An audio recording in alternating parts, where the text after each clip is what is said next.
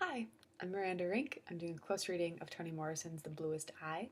The sentence that I've chosen to examine is, "Here was an ugly little girl asking for beauty." This sentence occurs when Piccola goes to meet with Soaphead Church, page 174 of the book. He's some sort of miracle worker or psychic reader, born with power, can overcome bad spells. So Piccola goes to him, seeking a solution for this issue that has plagued her this whole book, wanting blue eyes. After simply posing the request to Soaphead, he immediately understands that this is not just a young girl, asking for this impossible, illogical thing. This is a black girl asking for beauty.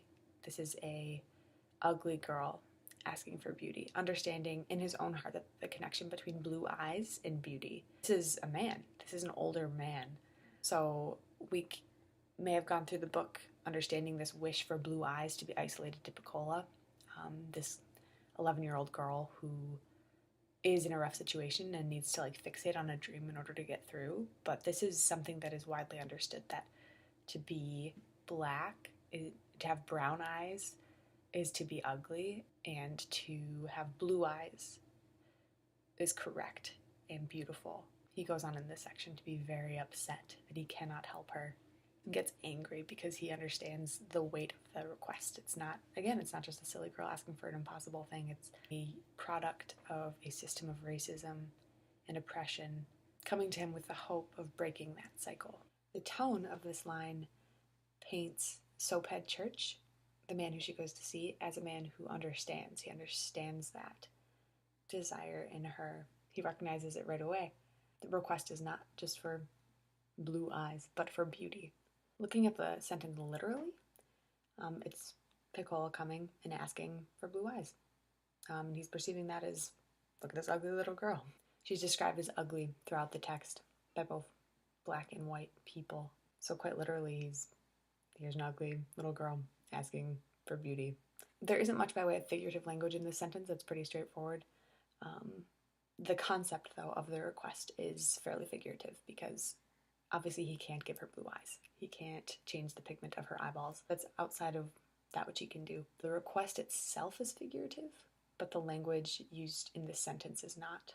The texture of this sentence becomes very complex and important when you've read the rest of the book and you understand how long she's been longing for this, how actively she's been longing for it. She's prayed for it every single night, prayed for these blue eyes. She's fixated on this idea that that is where beauty and worth will be found. And so for us to get to this point in the book and for her to come and actually present this request to someone, believing hopefully that the answer will be found there, that makes this line so striking, because it's moved outside of her own heart. It's moved to, it's been put out on the table. The request has been made. She's shared it with another person in hopes that they can help her, and he understands that. He wants to help her. He wants to solve this for her and give this to her. And I think ultimately that's why the next part with the dog happens. So he prepares this poison for his dog and says, feed this to my dog. If he dies or if something happens, then you will have blue eyes. Your request has been heard. If nothing happens, then nothing is going to happen to your eyes. And so for the dog then to die, that gives her this seed of hope that, oh my goodness, my request has been heard. And while, yes, it is a big lie and it's not true, the next chapter, she's then convinced that her eyes are blue.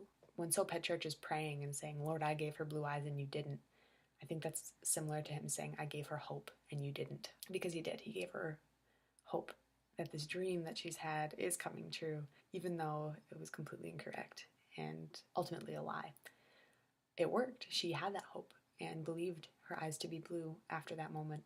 The theme of this sentence absolutely connects with the wider theme of the book, this longing for that which is just out of reach, this longing for beauty, this hope, this goal, this ache that can't be met is prevalent throughout the entire work.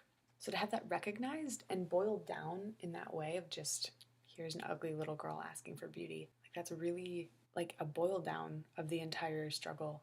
Piccola, this sweet 11-year-old girl being labeled as ugly and understood as ugly, but striving for beauty, and having that recognized by this man. It validates that that story. It writes it in pen. It's heartbreaking. It's completely heartbreaking, but it does make sense.